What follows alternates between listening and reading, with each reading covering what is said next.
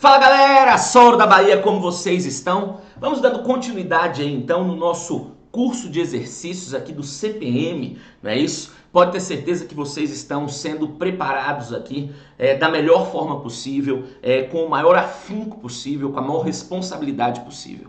Nós vamos entrar agora em uma matéria um tanto quanto mais complexa, porém muito importante, que é o poder constituinte. Não é uma matéria difícil.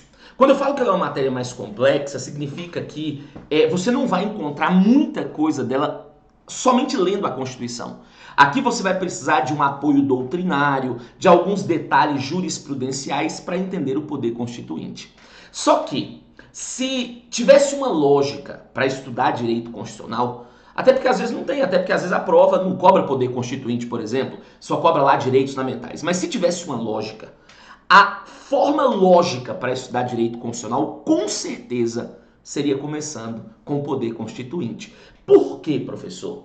O poder constituinte, só para você entender, é o poder que cria, atualiza e extingue uma Constituição.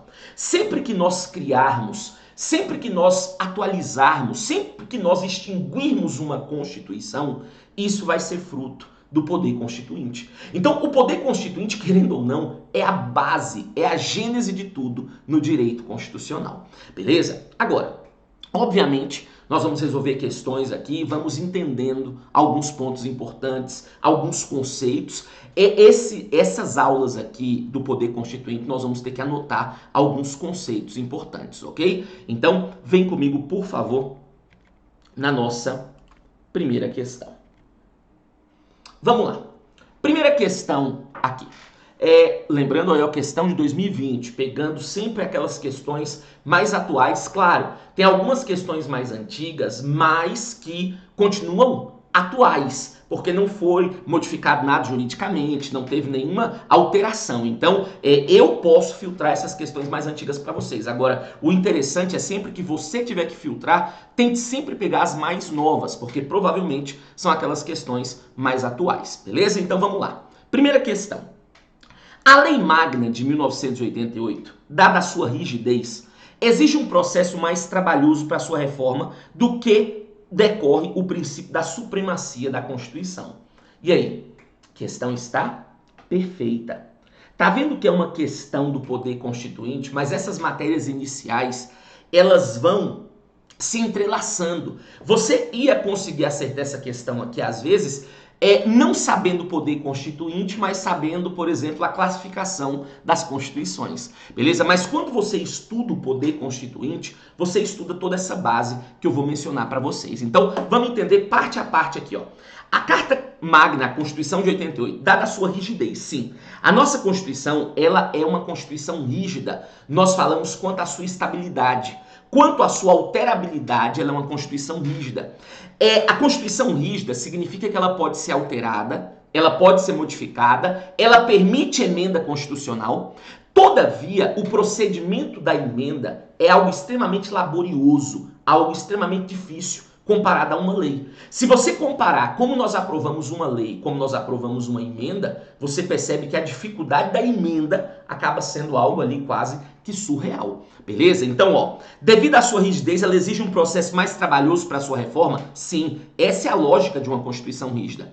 Do que decorre o princípio da supremacia da Constituição? Perfeito. Pessoal, nas Constituições rígidas, como nós exigimos esse procedimento mais laborioso, nós falamos então que aqui vigora aquela tal daquela pirâmide de Kelsey, onde a Constituição ela fica no vértice e as demais leis elas acabam buscando sua validade na própria Constituição, beleza? E aí o que acontece? Nas Constituições rígidas nós temos supremacia da Constituição em relação às demais leis, ou seja, se porventura uma lei ordinária, por exemplo, uma lei comum, tentar contrariar a Constituição, não tem conversa. Essa lei aqui, ela vai ser julgada o quê?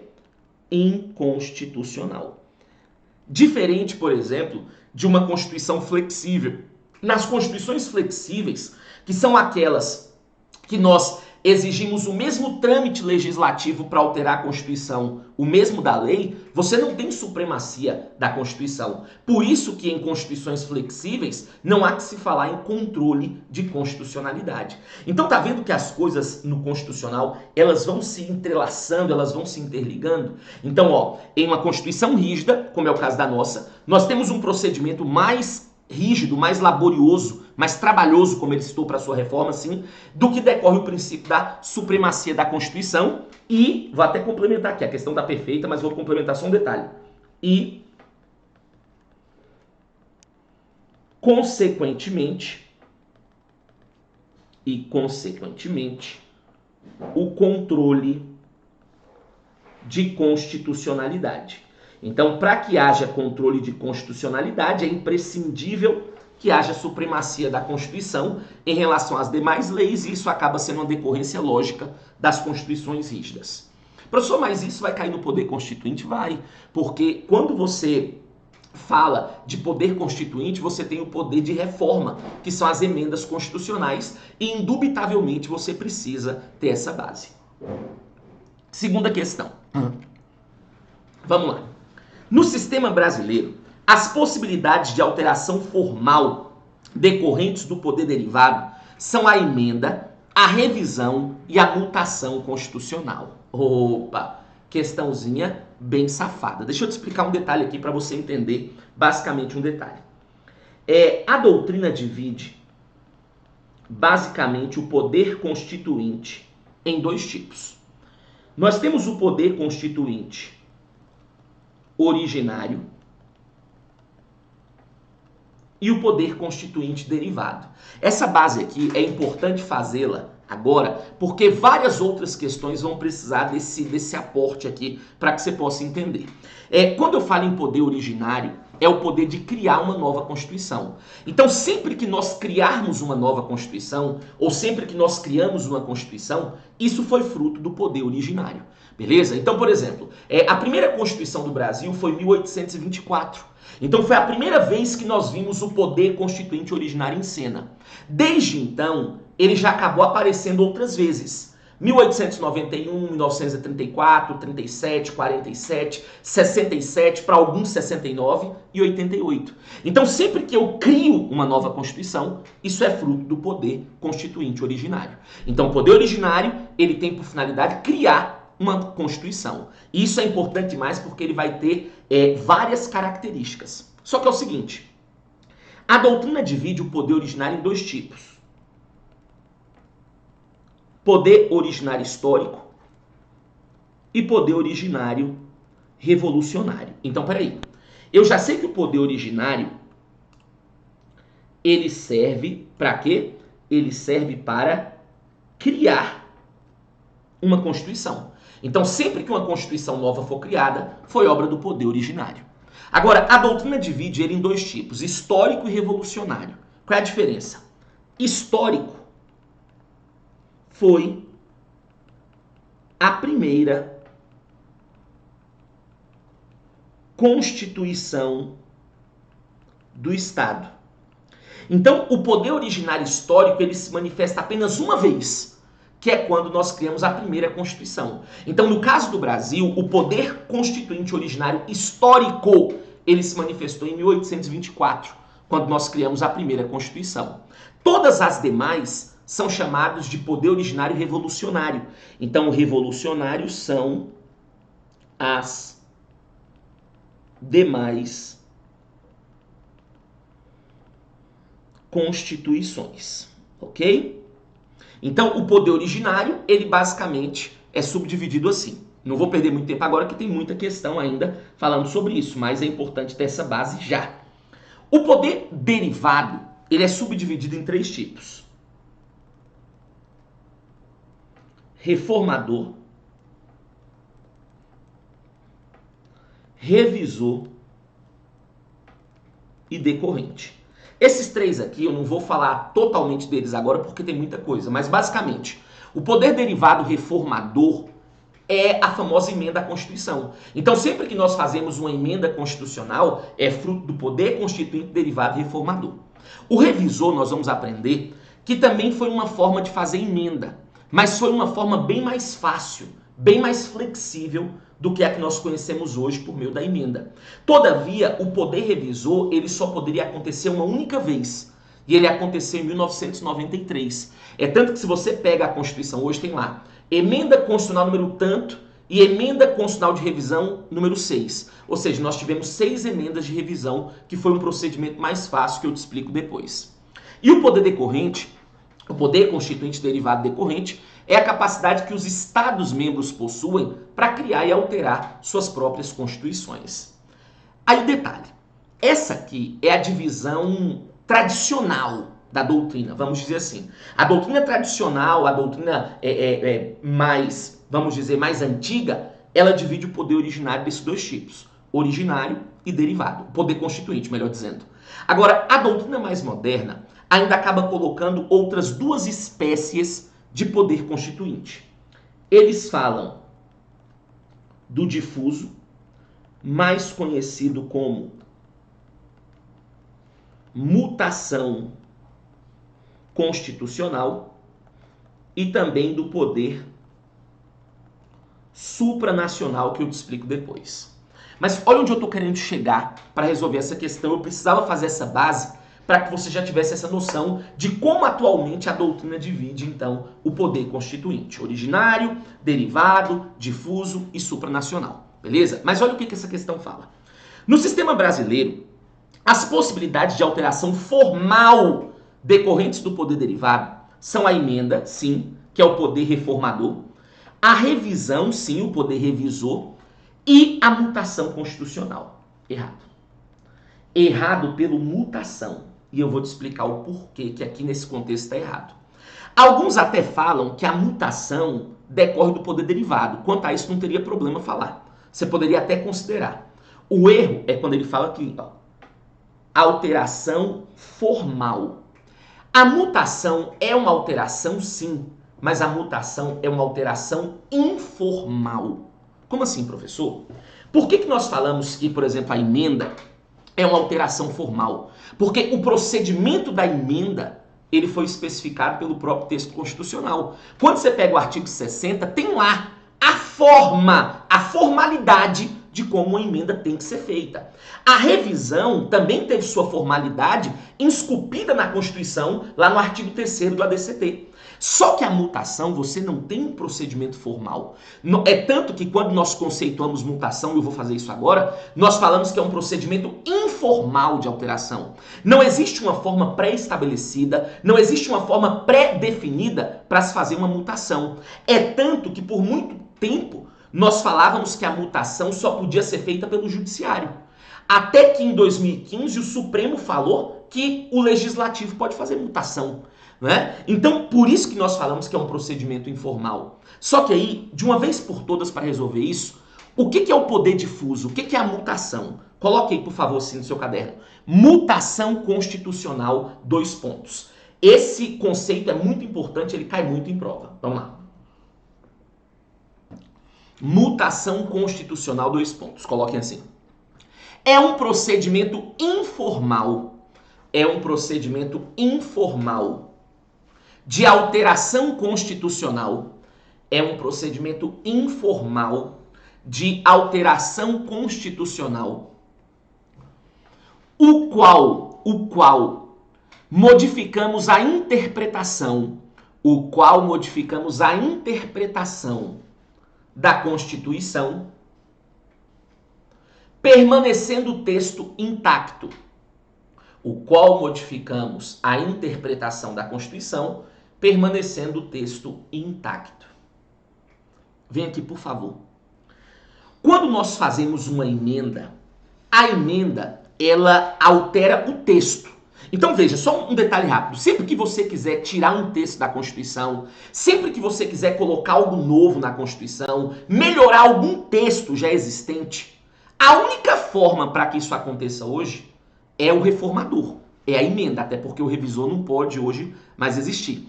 Né? A única forma hoje de alteração de texto chama-se emenda constitucional, também conhecido como poder constituinte derivado reformador. Só que a emenda às vezes demora demais, até pelo fato da nossa Constituição ser rígida. Então às vezes você procura uma solução mais rápida, mais célere, e aí nós temos a mutação. Quando você faz uma mutação, você mantém o texto, mas você altera a forma de interpretar. Às vezes você dá uma interpretação mais ampla, às vezes você dá uma interpretação mais restrita, mas o texto continua intacto. Beleza? Deixa eu te dar um exemplo aqui para você entender, exemplo muito importante. Quando você pega o artigo 5º da nossa Constituição, já percebeu o que ele fala? Ele fala assim, ó, até hoje, todos são iguais perante a lei, sem distinção de qualquer natureza, garantindo-se aos brasileiros e aos estrangeiros residentes no país a inviolabilidade do direito à vida, liberdade, igualdade, segurança e propriedade. Até hoje, o texto da Constituição fala o quê? Brasileiro e estrangeiro residente. Então, em regra, só quem goza dos direitos individuais são brasileiros e estrangeiros residentes. Porém, o Supremo fez uma interpretação nesse texto. E o Supremo entende que, além de brasileiro e estrangeiro residente, estrangeiros não residentes e até pessoas jurídicas podem gozar dos direitos do artigo 5º. Então, perceba, eu estou mantendo o texto, mas eu estou alterando a forma de interpretá-lo. Isso é uma mutação. Mas, como eu mencionei, a mutação não é uma alteração formal, é uma alteração informal, por isso a questão está errada. Próxima questão. Vamos lá. 3. Aqui, ó. A emenda, a reforma e a mutação constitucional. Primeiro, emenda e reforma é a mesma coisa, né? Mas tudo bem. Aí você pode considerar. A emenda, a reforma e a mutação, por serem possibilidades de alteração o quê? Formal, devem obedecer às regras do poder originário. Vem cá. Todo poder derivado tem que obedecer às regras do originário obrigatoriamente. Nós vamos aprender que o poder derivado ele tem algumas características. E dentre elas é que ele é um poder subordinado. O poder derivado ele é subordinado ao poder originário. Afinal, ele surge, ele é criado do poder originário. Beleza? Então, deve obedecer às regras? Sim. É tudo bem que você não tem regra para mutação, porque não é procedimento formal. Mas se tivesse, teria que obedecer. Ok? Agora, mais uma vez, o erro tá porque fala que é uma alteração o quê? Formal. Emenda, reforma, tudo bem, é uma alteração formal. Agora, mutação não. Mutação é uma alteração, é um procedimento informal, como eu já mencionei para vocês. Portanto, a questão está errada. Tá vendo? Por que quando eu faço uma base boa, às vezes eu perco muito tempo numa questão, é para fazer uma base boa. Porque eu sei que dessa base boa que eu fiz, nós vamos resolver e acertar, que é o mais importante, incontáveis outras questões à frente. Quarta questão. Vamos lá. A aprovação das emendas constitucionais é feita em sessão bicameral, com discussão e votação conjunta. E aí? Nós já vimos processo legislativo, nós já vimos um pouco de muita coisa. Agora, essa parte da emenda, obviamente, também cai aqui. Porque, entenda, eu posso cobrar questões de emenda para você, tanto no processo legislativo, bem como aqui no Poder Constituinte. Então, às vezes no seu edital não tem uma, mas tem outra, então você tem que ficar ligado. Então, ó, a aprovação de emendas é feita em sessão bicameral, perfeito. Porque a Constituição fala que uma emenda tem que ser aprovada em cada casa do Congresso. Então, ela vai passar na Câmara e no Senado. 2 turnos em cada casa, um quórum de 3/5, então a sessão é bicameral. Com discussão e votação conjunta. Errado. Com discussão e votação conjunta, coisa nenhuma. Votação conjunta é quando você junta deputados e senadores na mesma sessão. Aí nós falamos que ali tem uma sessão conjunta, uma votação conjunta. Mas no caso da emenda não rola isso, porque a discussão e a votação da emenda também é feita em sessão bicameral. Ou seja, você faz em uma casa, depois você manda para outra casa. Questão errada. Quinta questão. Água aqui, né? Pelo princípio da simetria, o que é simetria? Simetria é o seguinte, se tá aqui em cima, tem que vir aqui embaixo, tem que ser reproduzido nos outros locais. Então, quando eu falo, olha, gente, tal situação da Constituição é uma norma de observância obrigatória nas Constituições estaduais. Isso vem por simetria, beleza? Então, ó, pelo princípio da simetria, o procedimento de emenda constitucional é de reprodução facultativa nas Constituições estaduais. Facultativa coisa nenhuma. É de reprodução obrigatória. beleza? Reprodução obrigatória, até porque quando você pega o artigo 25, por exemplo, a Constituição fala que os estados organizam-se e regem-se pela Constituição e leis que adotarem. Ok, aí ele fala, observados os princípios dessa Constituição. Então, tem vários princípios que obrigatoriamente precisam e devem ser mantidos nas constituições estaduais, nas leis orgânicas municipais, na própria lei orgânica do DF. Beleza? Então, por esse obrigatório, a questão está errada.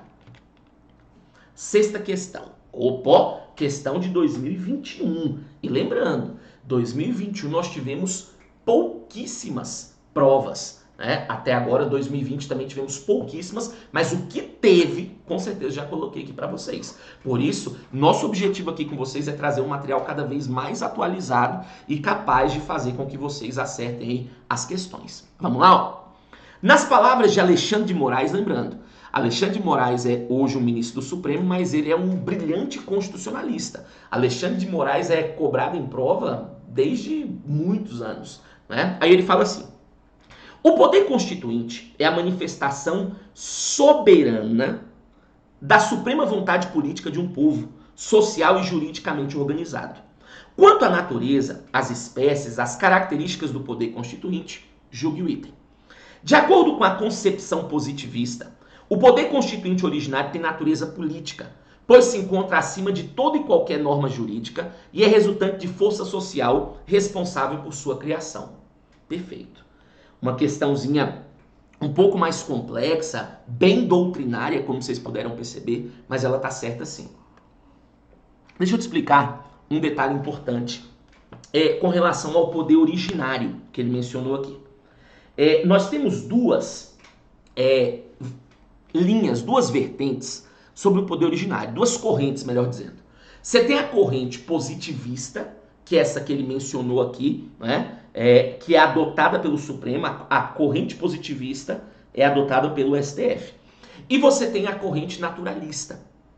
Pela corrente positivista, o poder originário ele pode fazer o quê? O que ele bem entender, o que ele quiser. O poder originário ele é um poder ilimitado, incondicionado, absoluto, ilimitado juridicamente. Então, assim, nós vamos ver todas essas características do poder originário adiante.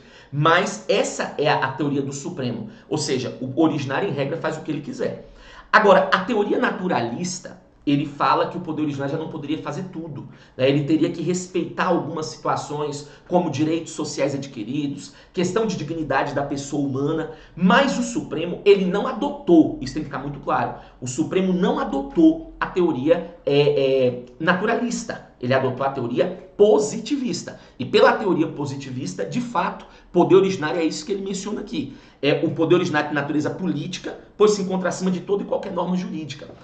Aqui eu já vou estabelecer uma distinção importante entre o poder originário e o poder derivado. Quer ver? Nós falamos, dentre outras características, que o poder originário, ele é um poder... Nós falamos que o poder originário, ele é um poder político. Quando você fala que as normas do poder originário são normas políticas, isso significa que essas normas não passam, não se submetem a controle de constitucionalidade. Então, coloque aí, falar que o poder originário é um poder político significa basicamente, coloque aí, que as suas normas não passam por controle de constitucionalidade. As suas normas não passam por controle. Até porque, pensa o seguinte, eu falei que o poder originário é limitado, incondicionado, absoluto. Alguém que é absoluto passa por controle? Ei, eu te pergunto assim, diante de uma nova Constituição, eu posso acabar com o STF? Posso. Diante de uma nova Constituição, em regra, eu posso fazer tudo, beleza? Então nem o Supremo sabe se fica como é que ele quer controlar alguém. Agora, diferentemente, isso é muito importante, é o poder derivado. Nós falamos que o poder derivado, ele é um poder jurídico. Peraí, se o poder originário é um poder político, isso significa que as suas normas não passam por controle de constitucionalidade, o poder derivado por ser jurídico significa o quê? Coloquem aí, que as suas normas submetem-se a um controle de constitucionalidade. Que as suas normas submetem-se a um controle de constitucionalidade.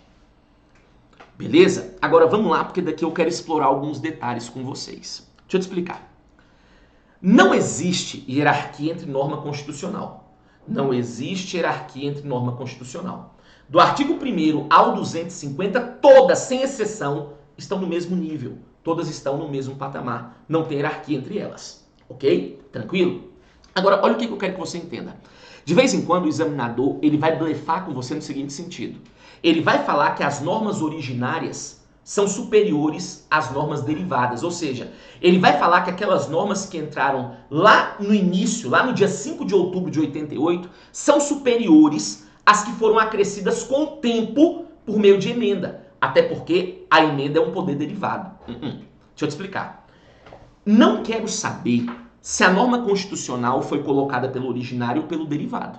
Uma vez ela estando dentro da Constituição, elas estão no mesmo nível, elas estão no mesmo patamar. Quer ver? Para não acumular muita coisa, coloca uma observação aí. Coloquem assim. Não existe hierarquia entre as normas constitucionais. Não existe hierarquia entre as normas constitucionais. Ou seja, todas estão no mesmo patamar. Todas estão no mesmo patamar. Outra observaçãozinha importante. Não existe hierarquia entre norma constitucional originária, não existe hierarquia entre norma constitucional originária e norma constitucional derivada. Eu estou te assegurando veementemente que ele vai blefar nessa. Ele sempre costuma falar que as normas originárias são superiores às derivadas, e não são. Beleza? Elas estão, uma vez que entraram, elas ficam no mesmo nível. Agora, a diferença entre elas é essa aqui apenas. A norma originária ela é norma política, ou seja, ela não passa por controle. Diferentemente, a norma derivada, ela é uma norma jurídica, ela passa por controle. Até porque o poder derivado, dentre outras características, ele é um poder subordinado ao poder originário. Beleza? Tranquilo? E aí, pessoal, que de vez em quando alguns fazem algumas perguntas, eu acho interessante. Por exemplo, deixa eu dar um exemplo aqui interessante que de fato aconteceu. Quando a Constituição ela foi criada, tinha uma situação lá no Poder Legislativo muito interessante, que era o seguinte. Dentro das imunidades dos congressistas, tinha uma que era o seguinte. Para que o Supremo pudesse julgar um congressista, o Supremo teria que pedir autorização para casa. Vou dar um exemplo. O Ministério Público vai lá e denuncia um deputado federal perante o Supremo. Quem julga deputado federal é o Supremo, artigo 102, inciso 1º, a linha B. E aí, quando o Supremo pegava ali a denúncia contra o deputado e percebia que era um deputado, olha o que o Supremo, todo poderoso, ia ter que fazer.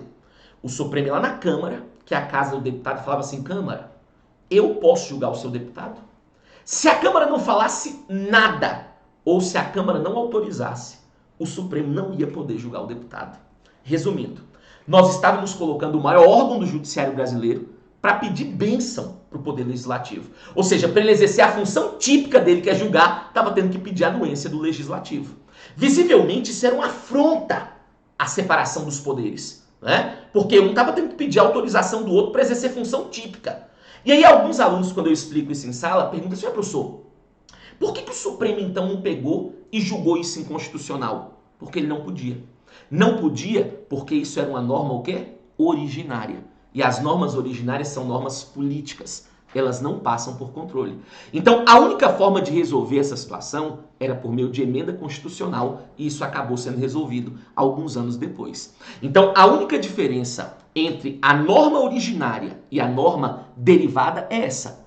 Uma não passa por controle, porque é norma política, a outra passa por ser norma jurídica. Agora, elas, mais uma vez eu reitero, estão no mesmo patamar. Uma vez entrando na Constituição, elas figuram no mesmo nível.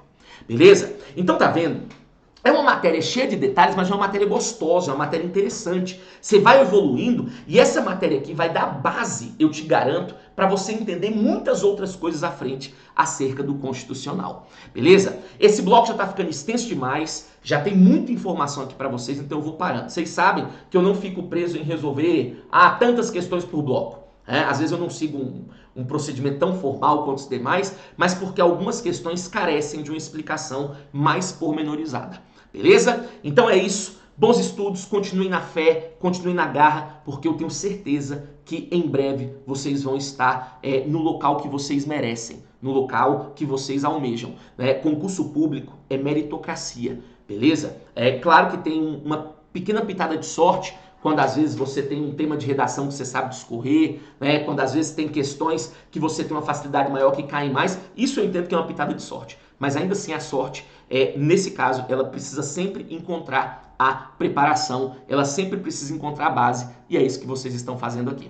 Um grande abraço, sou Ouro da Bahia e bons estudos. Valeu!